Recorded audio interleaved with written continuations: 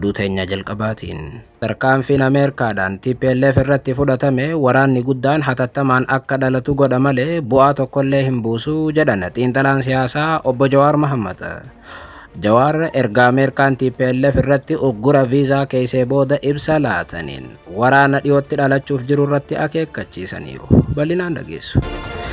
Oduu biraatiin wal waraansa Oromiyaatti of tuultonni gaggeessaa jiraniin uummanni Arsii ajjeefamaaf buqqaafamaa jira jedhame. Ajjeechaaf buqqaatiin uummata mudate kun mormii guddaa kaaseera. Dhimma kanarratti namoonni siyaasaa garagaraa yaada laatan qabu. Bal'inaan dhageessu. Oduu biraatiin birriin Itoophiyaa bara 2030 keessa biyya keessatti maxxanfamuu jalqabuufi jedhame. Maallee inni biyya keessatti maxxanfamuun bu'aan isaa maali? Bal'inaan dhageessu. Oduu teenya xumuraatiin immoo Keeniyaatti abbaan tokko hiriira mormii maqaa jedhuun manneen barnootaa cufuu akka hin dandeenye pirezidaantiin Keeniyaa Wiiliyaam Ruuttoo akeekkachiisan. Ruuttoon torbaan dhufu mormiin biyya raasuu danda'u gaggeeffamuudhaaf akka jiru wayita himamutti dursanii lammiilee biyyattii akeekkachiisaniiru. Dhimmicha irrattis bal'inaan dhageessu akka mooltan daawwattootaaf hordoftoota Aanolee Global Media oduuf odeeffannoo teenya galgalarraa qabannee dhufneeti jirra. Odeeffannoo teenya ijoo isaa amma dhageessan guutuu isaa isin biraan geenya. Haga xumuraa sagantaa teenyaatti dhaggeeffachuun yaada qabdan gara koomentiitiin nuuf barreessaa. Viidiyoon teenya namoota hedduu biraa akka dhaqqabduuf immoo laayik, sheer, sabskiraayib godhuun dagatinaa isiniin jenna. Kallattumaaniin gara gabaasa bal'aattiin isin qajeelcha. Oduu teenya jalqabaatiin. Tarkaanfiin Ameerikaadhaan TPLF irratti fudhatame waraanni guddaan hatattamaan akka dhalatu godha malee bu'aa tokkollee hin buusu jedhan xiinxalaan siyaasaa obbo Jawaar Mohammad. Jawaar erga Ameerikaan TPLF irratti uggura viizaa keessee booda ibsa laataniiru. Haaluma kanaan garee TPLF fi mootummaa Itoophiyaa jidduutti muddamni jabaan dhalachaa dhufu hordofee ministeerri dhimma alaa Ameerikaa ibsa baaseen hooggantoota TPLF mata jabeeyyii ta'anii fi maatii isaaniirra uggura viizaa kaa'uu beeksiseera. Muddamni kaaba Itoophiyaatti keessumaa muddamni waraanaa hammaataa dhufe hordofee waraana deebisee dhaluu akka danda'uu fi nagaaf tasgabbii naannichaa balaarraa akka buusu Ameerikaan beeksifteetti. Jalqaba waggaa kanaatti hidhattoonni humnoota nageenyaa Tigraay raayyaa ittisa biyyaa Itoophiyaa waliin walitti dhukaasuu kan kaase ibsi ministeera dhimma alaa Ameerikaa kaleessa baase walitti bu'iinsa 2020 haga 22 ture kan lubbuu namoota 600 galaafatee fi naannicha gara beelaatti geesse booda kan jalqabaatii jedheera. Walitti bu'iinsi sun kaaba Itoophiyaatti sodaa waraanni ni deebi'a jedhuun namoonni 100,000 lakkaa'aman qeef qabeenya isaanii irraa baqachuu ministeerri dhimma alaa kaleessa ibsa baaseen hubachiiseera. Ministeerri dhimma alaa Ameerikaa Maarko Ruubiyoo hooggantoota TPLF fi maatii isaaniirra kan hordofeeti. Tarkaanfii uggura viizaa kan kaayan kaleessa akkaataa seera lammummaaf immigireeshinii keeyyata 212 muraa A3 caa jalatti aangoo kennameefiin ministeerri dhimma alaa Ameerikaa Maarko Ruubiyoo hooggantoota TPLF mata jabaatanii fi miseensa maatii isaanii irratti tarkaanfii uggura viizaa fudhateera jedhame. Imaammanni uggura viizaa kun namoota furmaata rakkoo nageenyaa Tigraay gufachiisuu keessatti gahee qaban irratti akka raawwatamu ibsameera. Ameerikaan qondaaltota TPLF fi maatii isaanii kanneen uggura viizaa kun ilaallata jedhuun maqaadhaan hin eerre yookaan qondaaltota TPLF eenyutu uggurame kan jedhu bal'inaan wanti ibsamee hin jiru. Ameerikaan ammallee uummata Tigraay dabalatee uummata Itoophiyaa nagaaf kabajaan akka jiraatan waliin dhaabbachuu itti fuftii jedha ibsi Ameerikaan rabeem. Aangoota TPLF fi namoota biroo kanneen nagaaf tasgabbii naannichaa balaarra buusan saaxiluu fi itti gaafatamummaa jala oolchuudhaaf tooftaalee jiran hunda hojiirra oolchuu itti fufnaa jetti Ameerikaan. Muddamni mootummaa federaalaatiif naannoo Tigraay jidduutti dhalachaa dhufe gara waraanaatti geessuu danda'a yaaddoon jedhu jabaachaa erga dhufe bubbuleera. Xiinxaltoonni muddama deemaa jiru irratti yaada kennan wanti adda hin baane dhukaasni yoom eegalaa qofaa jedhu yookaan waraanni eegaleera walitti dhukaasuu yoom jalqaba kan jedhu qofa eegaa jiru.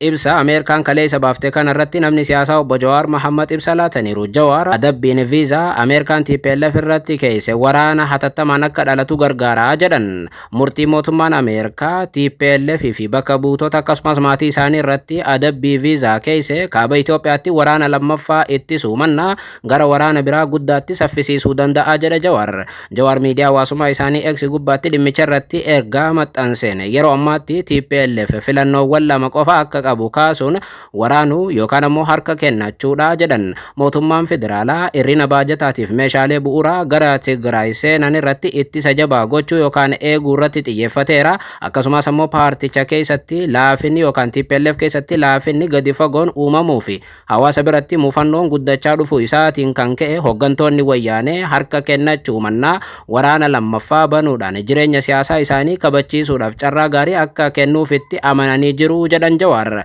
Hooggantoota sodaa jireenyaa akkasii keessa jiraniif dhorkaan viizaa gochuun mallattoo qofa malee dhiibbaa tokkollee hin qabu kan jedhu Jawaar. Akkasumas hooggantoonni kun jireenya siyaasaa isaaniitiif jedhanii carraa imala ijoollee fi maatii isaanii aarsaa gochuu irraa duubatti akka hin jenne katabaniiru. Adabbiin Ameerikaan amma keesse kun TPLF karaaleen dippiloomaasii guutummaatti akka cufaman akka yaaduu fi dirree waraanaa filannoo dhumaa godhatee akka waraanatti seenu isa dhiibaa jedhan Jawaar. Kanaaf ammoo tarkaanfiin Ameerikaa TPLF of duuba deebisuu osoo hin taane waraanatti akka jarjaru taasisaa jedhan Jawaar. Murtii adabbii Ameerikaan guutummaatti hooggantoota TPLF qofa irratti xiyyeeffachuun keesse sochiin waraanaa mootummaan federaalaa gara Tigraayitti taasisaa jiru akkasumas ammoo ajajoonni waraanaa gurguddoon Itoophiyaatiif abboomtoonni dubbii waraanaa dubbataa jiran ija mootummaa Ameerikaa jala darbuun isaa madaalawaa akka hin taane kun agarsiisas jedhan. Murtiin Waashingitanis mootummaa ministeera muummee Abiyyi Ahmad caalaatti ija jabinaa fi qofaa akka socho'u kan jajjabeessuudha yookaan waraanatti akka jabaatu kan gargaaruudha jedhan.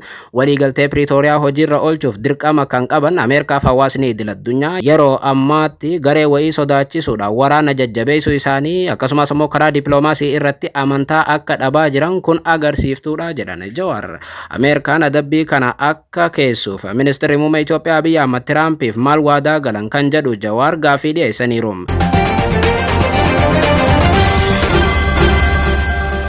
Oduu biraatiin wal waraansa Oromiyaatti of tuultonni gaggeessaa jiraniin uummanni Arsii ajjeefamaaf buqqaafamaa jira jedhame. Ajjechaaf buqqaatii uummataa mudate kana hordofee mormii guddaan dhalateera. Haaluma kanaan godina Arsii aanaalee hedduu keessatti uummanni dararaa hamaa waraana gamaa fi gamanaan gaggeeffamuun argaa akka jiru ibsame. Kanaanis aanaa seeruutti akka fakkeenyaatti uummanni qeef qabeenya isaarraa buqqa'ee rakkoo hamaa keessatti akka kufe ibsame. Namoonni kumaatamaan lakkaa'aman akka buqqa'an kan ibsame yoo ta'u hedduun isaanii gargaarsa namoomaa tokko malee oowwaa fi qorraan dararaa guddaa argaa akka jiran gabaafameera. Kanneen qeef qabeenyi isaanii manca'ee buqqaafaman dirree irratti bakka Hadiidoo jedhamutti walitti qabamanii akka jiran gabaasaaleen achi baanni mirkaneessu. Manguddoonni dubartoonni ulfaa deessuun daa'imman lammiilee qe'ee isaaniirraa buqqaafaman keessaa tokko akka ta'an gabaafameera. Kana hordofee dhimmichi miidiyaa hawaasaa gubbaatti mormii guddaa kaaseera. Waraana of tuultonni akka Abiyyi Ahmadiif Jaalmarroo gaggeessaa jiran kana irratti hayyoonni namoonni siyaasaa rogeeyyii miidiyaa hawaasaa artistoonni barattoonni fayyadamtoonni miidiyaa hawaasaa kan biraa haleellaa uummata irratti raawwatamuun bu'aan siyaasaa argamu hin jiru jechuun dhimmicha mormaniiru.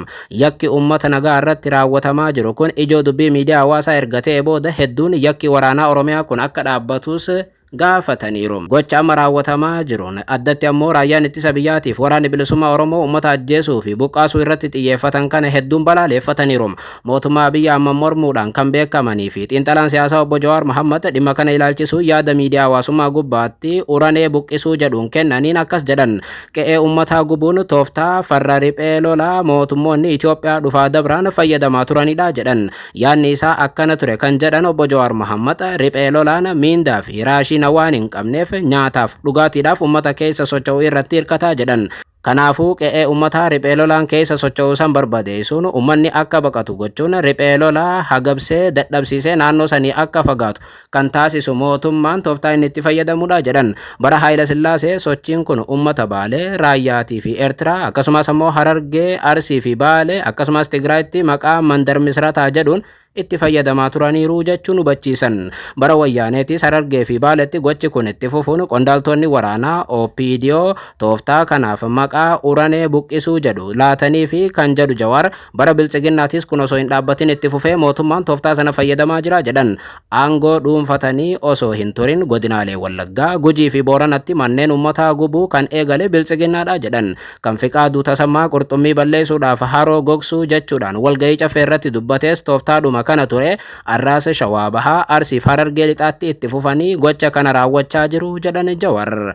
Gama biraatiin artisti Shukrii Jamaal uummanni keenya tapha siyaasaatiif qoraan ta'uu hin qabu. Qaamni siyaasaa kamuu haadha teenya akka ajjeesu hin barbaannu. Bu'aan isaan boochisuudhaan dhufus hin argamu jedhan yookaan hin jiru jedhan. Rogeessi siyaasaatiif qabsaa'aan qabsoo bilisummaa Oromoo Yaayaa Bashiir Arsii maal balleesse barreeffama jedhuun akkanaan kataban. Tibbana duula gosa lamaatu uummata keenya Arsii irratti deemaa jira jedhan Yaayaan. Kan duraa qaamota Oromoo mormituu fi mootummaatti wal qoodee wal waraanuudha. Duulli lammaffaan immoo maqa balleessii uummata keenya Arsii irratti xiyyeeffatee deemaa jiruudha jedhan. Kana lachuu ofirraa dhaabsisuudhaaf Oromoon sagalee walii ta'uu hanqachuun garaa nama nyaataa jedhan. Namni siyaasaa kun humni siyaasaa Oromoo akka waan abaarsa qabuutti diina waloo osuma ofirratti arguu xiiqii fi hinaaffaadhaan guutame walirratti bobba'uu filate kan jedhan Yaayaan. Warri Oromoo kana akka bulguutti dhiyeessuu barbaadu ammoo Arsii keessatti akka waan jibbi amantiitiif saboota biroo irratti xiyyeeffatee dhalateetti olola haalaan qindaa'e sadarkaa addunyaatti oofaa jiru jedhan.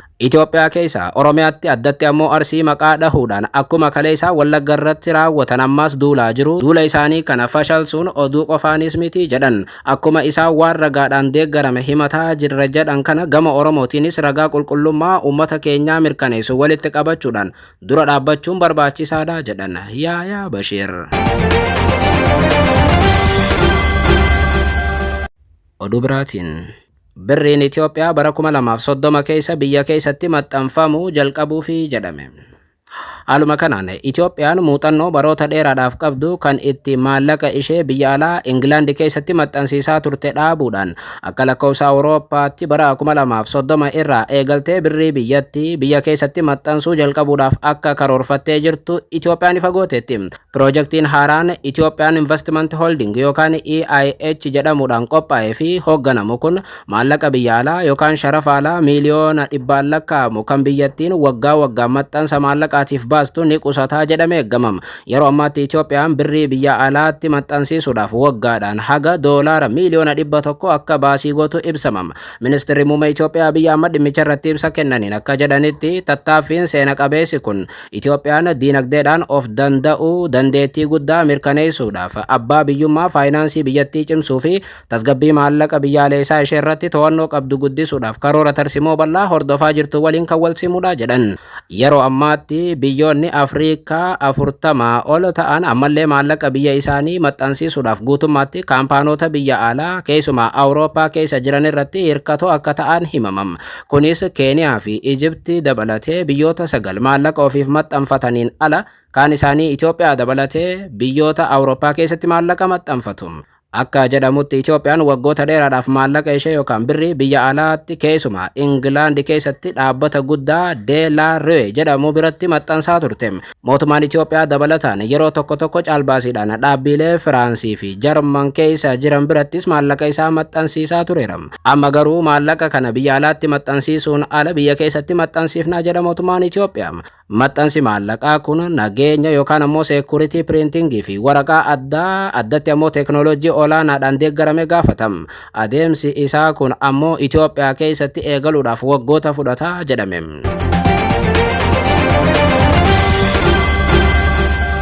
Oduu biraatiin Keeniyaatti abbaan tokko hiriira mormii maqaa jedhuun manneen barnootaa cufuu akka hin dandeenye pirezidaantiin Keeniyaa akeekkachiisan. Wiiliyaam Ruuttoo torbaan dhufu mormii biyya raasuu danda'u gaggeeffamuudhaaf akka jiru wayita gabaafamutti ture akeekkachiisa kana kan laatan. Haaluma kanaan Keeniyaatti waxabajjii 25 ammaas mormii fi yaadannoon namoota ajjeefamanii gaggeeffamuuf jira jedhame. Hiriirri mormii ammaa kun waggaa lammaffaa mormii cimaa Juun 25 2024 yookaan ammoo waxabajjii 25 2024 jeenziin gaggeessan irratti namoota 60 ol lubbuu dhaban yaadachuudhaaf akka qophaa'ee ibsame. Akkuma yaadatamu Keeniyaatti sababa gibiraatiin wal qabatee yeroo sana mormii gaggeeffameen poolisiin humnaa ol fayyadame namoota 60 ajjeeseeraa jedhamuun himatamam. Ajjeechaa sana amma lammiileen Keeniyaa waggaa waggaan yaadachuudhaaf guyyaa sana yookaan ammoo Juun 25 mormii gaggeessaa jiru. Bara dabrees yeroo akkanaa mormiin Keeniyaatti sababa kanaan gaggeeffamee ture. Kanaanis bara dabrellee lammiileen biyyattii muraasni ajjeefamanii turan. Hiriira jimmata dhufu ni gaggeeffama jedhamee eeggamu ilaalchisee pirezidaantiin Keeniyaa Wiiliyaam Saamu'eel Ruuttoo ibsa arra kennaniin akkas jedhan. Hiriira gaggeessuun mirga lammiilee biyyattii ta'us bifa jeequmsaa kamiyyuu qabeenya balleessuu yookaan tajaajiloota barbaachisoo ta'an addaan kutuu irratti akeekkachiisaniiru. Pirezidaantichi ibsa isaaniitiin lammiileen mirga dimokiraasii isaanii fayyadamuudhaan yeroo mormanitti biyyattiin ammoo sirna oomishtummaa fi guddina biyyaalessa isheetiif qophaa'uu qabdi jedhan. Nuti ummata sirna dimokiraasiitti amanuudha, saba naamusa qabu, hawaasa gurmaa'eef bulchiinsa seeraatti amanuudha kan jedhan Ruutoon mootummaan mirga mormii akka eegu garuu mirgoonni kun tasgabbii dinagdeetiif hawaasummaa biyyattii jidduu seenuu akka hin qabne addeessan. Lammiin dhimma qabu kamiyyuu iyyannoo dhiyeessuu yookaan mormuu mirga qaba kan jedhan pirezidaanti Ruutoon nutis mirga isaanii kana eeguu qabna jedhan. Garuu yaalii jeequmsa kakaasuu yookaan ammoo qabeenya balleessuu kamiyyuu akka hin fudhanne akeekkachiisan. Wanti gonkumaa hin uumamne tokko asitti ni jira kan jedhan pirezidaantichi namoonni qabeenya balleessuudhaaf yookaan jeequmsaa fi biyya diiguudhaaf yaalan yoo dhufan nuti ammoo kana tole hin jennu jedhan. Ruutoon dameewwan gurguddoo diinagdeetii fi jireenya hawaasaa kan akka barnootaa, qonna akkasumas ammoo tajaajiloota daldalaa eeguun barbaachisaa akka ta'e ibsaniiru. And the one thing that is not going to happen is that people will be mobilized to destroy property or to cause chaos or mayhem. That will not happen. Children will go to school because it's their right to go to school. Workers will go to work because that's how we raise the productivity of our nation. And businesses will go open their businesses and grow our economy. Mirga ijoollee keenya barumsa dhaquutii fi barachuu akkasumas ammoo qonnaan bultoonni keenya oomisha nyaataa akka nuti hin beelofneef qonna deeman akka deeman gochuu, daldaltoonnis hojii isaanii akka hojjetaniif eeguu nus ni qabna jedhan. Warroota ammoo barnoota hin baratan jedhu akkasumas ammoo daldala keessa hin gaggeeffatan jedhu yoo agarre tarkaanfii irratti fudhannaan akeekkachiisa pirezidaantii kanaati. TV'n Keeniyaa Citizen akka gabaasetti tasgabbii dhabuun siyaasaatii fi falmiin uummataa hammaachaa dhufu hordofee gaggeessitoonni Keeniyaa Naayiroobii fi magaalota biroo keessatti mormii uumamuu danda'uuf of eeggannoo jabaa gochuu irratti argamu. Ruutoon waltajjii arraa gaggeeffamaa turetti fayyadamuudhaan tokkummaa biyyaalessaatiif guddina irratti xiyyeeffannoon haaraan akka uumamu waamicha godhaniiru jedha TV'n. Gama biraatiin hiriira jimmata dhufu gaggeeffamuudhaaf jira jedhamee wal qabatee imbaasiin Ameerikaa Naayiroobiitti argamu lammiilee Ameerikaatiif gorsa nageenyaa laateera. Imbaasichi mormiin guutuu biyyattii keessatti keessumaa magaalaa guddoo biyyattii Naayiroobiitti akka gaggeeffamu shakkuudhaan lammiileen biyyattii akka of eeggatan keessumaa guyyaa 24 eegalee haga guyyaa sanaatti gabba'uurraa akka of qusatan imbaasichi dhaameera. Halkan gaarii.